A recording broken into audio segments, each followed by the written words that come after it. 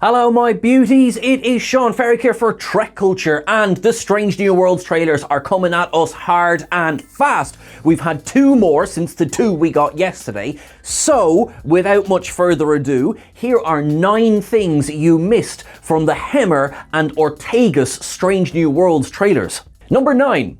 Number 1 in a storm crisis. We get a revelation that Una is on the planet that we've seen the storm over in the past couple of trailers, also trying to hurry up the people in engineering to go like, hey, can you kind of beam us off here, because that storm's getting pretty close. This actually confirms 2 things. One, that she's on the planet with this storm on it, but also, judging by her costume and, quite frankly, her hairstyle, this confirms that it is, number 1, that La'an is fighting in engineering in that previous trailer. We have no context as to why they're fighting. We just kind of want to know what's going on.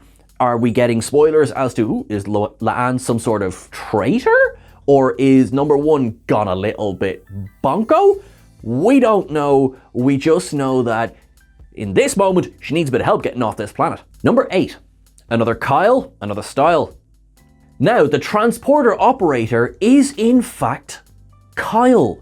This character, who was introduced all the way back in the original series, has returned for Strange New Worlds. Now, we always saw Kyle either at the transporter or kind of basically dotted around the Enterprise. But we see here that he is in fact the transporter operator. Now, he's wearing another uniform. This kind of tracks with the original series as well, because Kyle was often seen in that engineering style jumpsuit.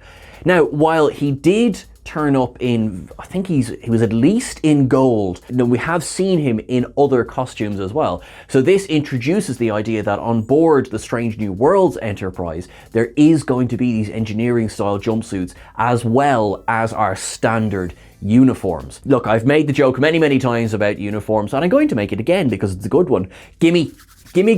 I'm officially on camera asking for, like, I don't know, can I get some sort of subsidy? CBS, if you wouldn't mind? Thanks a bunch. Number 7. Hemmer is a genius after all. We get to meet Hemmer, who is an Enar and is in fact a genius. He's going to be serving in engineering. Now, we don't have any confirmation yet as to who the chief engineer aboard this version of the Enterprise is. It could well be Hemmer himself. There's no word of Scotty turning up at any point. Right now, we just know that he seems to be the go-to guy when it comes to engineering.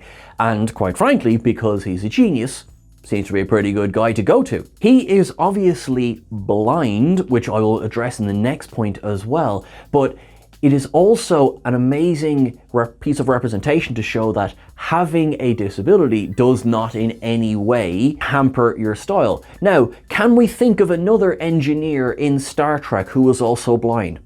Let's think. Geordi LaForge, anyone? The visor seems to be a relatively new piece of technology by the time of Star Trek The Next Generation, which means that Hemmer is not going to be using a visor in this series. And I think both work. In 1987, I think that was a good way of getting around having a blind character, whereas in 2022, I think embracing, at least visually, that the idea of this character is blind with opaque eyes as opposed to covering this with a visor. I like this. It's a little bit of a just, it's okay to be blind, you have other skills, which in fact they do discuss in this trailer as well. Number 6. Aren't carrots supposed to be good for eyesight? Sorry, that was a terrible pun. I couldn't resist. There is a moment in Pike's quarters, which is again, it seems to be a follow-on from the Uhura trailer the other day as well, that this crew is sitting around in either Pike's quarters or could be Pike's home, having dinner, but it seems to be someone just tosses a carrot and Hemmer, without even thinking, just reaches up and grabs it. And this is to really hammer home the point that he is saying that just because he lacks his eyesight, it doesn't mean that his other senses aren't any better. Spock says that his other senses will compensate, to which Hemmer replies, my other senses are superior. And yeah, I like that. In a way, I'm getting Daredevil vibes off Hemmer here. You know, yes, great, he may not have eyesight in the traditional sense. Doesn't mean he can't run rings around me. So really interested to see where they go with Hemmer from here. Number 5, to fix what is broken. And it seems to be that he has a singular purpose, which is to be an engineer, to fix what is broken. Now, there was a really interesting phrasing at this point of the trailer. He says that the end is only truly come when you have fulfilled your purpose. Now, this cuts to Uhura. They seem to be on an away mission. They're wearing away uniforms, where she goes, "What was your purpose?" Not what is, what was your purpose. Are they facing death at this point? Now, I think it doesn't take a genius. It doesn't take a hammer to realize they're probably going to get out of this situation. One, it's in the trailer. Two, Uhura. But are they facing some life or death situation here where they think the jig is up? Number 4, relaxed atmosphere on the bridge. Now, switching to Ortega's trailer, we get this fun little interplay on the bridge between Ortegas and Pike. Pike says, "Take us in closer," to which she replies going, "First date closer or third date closer?" To which he replies with a respectable, "Blind date closer." Ah, yes, with caution, with caution. That comes when you have a relaxed, chilled atmosphere. Like, Pike is clearly the boss, but Ortegas feels comfortable enough that she can make those kind of jokes with him. And so far, I'm loving that. That is what I want, because we've seen shades of this back in Discovery Season 2. Like, think of when Pike says to Detmer, "Fly good." You know, it's just, sometimes the way you phrase an order will allow the people interpreting that order to be much more comfortable, much more able to react in the way that you would like them to react, as opposed to being on tenterhooks all the time. I'm reminded of that moment from Caretaker, when Harry Kim and Tom Paris walk into the ready room for the first time, and Janeway walks around the desk and goes, "Mr. Kim, at ease before you sprain something." You need to have that relaxed atmosphere, and I'm delighted to see that we seem to have that on the bridge of the Enterprise. Number 3, practice what you preach.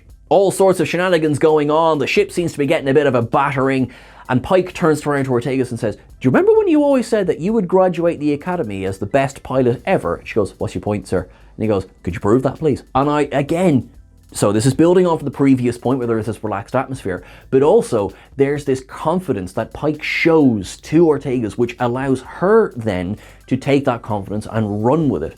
Now, also, I mean, we know nothing really about Ortega's character other than pilot.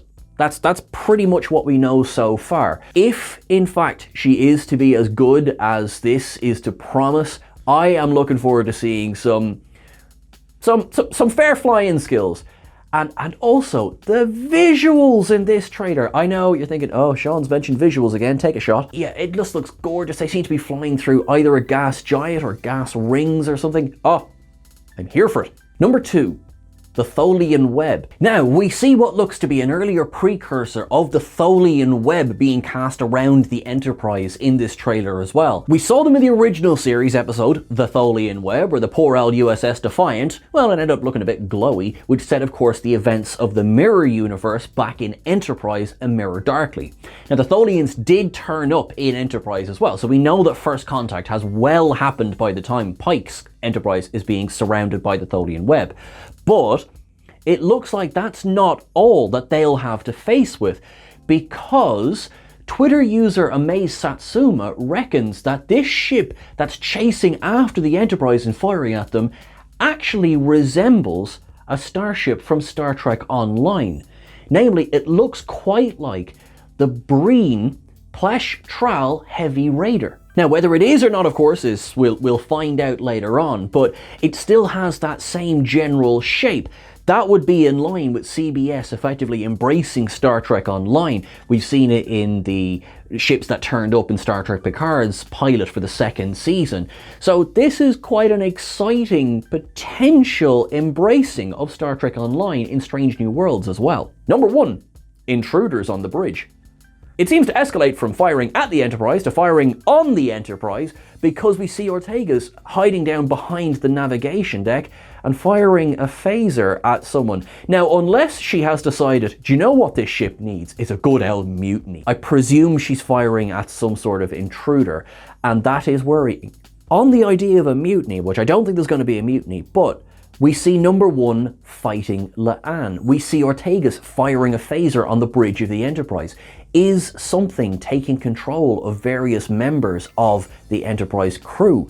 We don't know, but these little hints that are being dropped along and along just has me so excited for this series. We're going to get answers to some of these questions on May 5th when this show starts streaming. What are you looking forward to most? You let us know in the comments below. Please don't forget to like, share and subscribe, and remember that you can catch us on Twitter at Trek Culture. You can catch myself on Twitter, Instagram and TikTok at Sean Ferrick. Until I'm talking to you again, you look after yourselves, live long and prosper.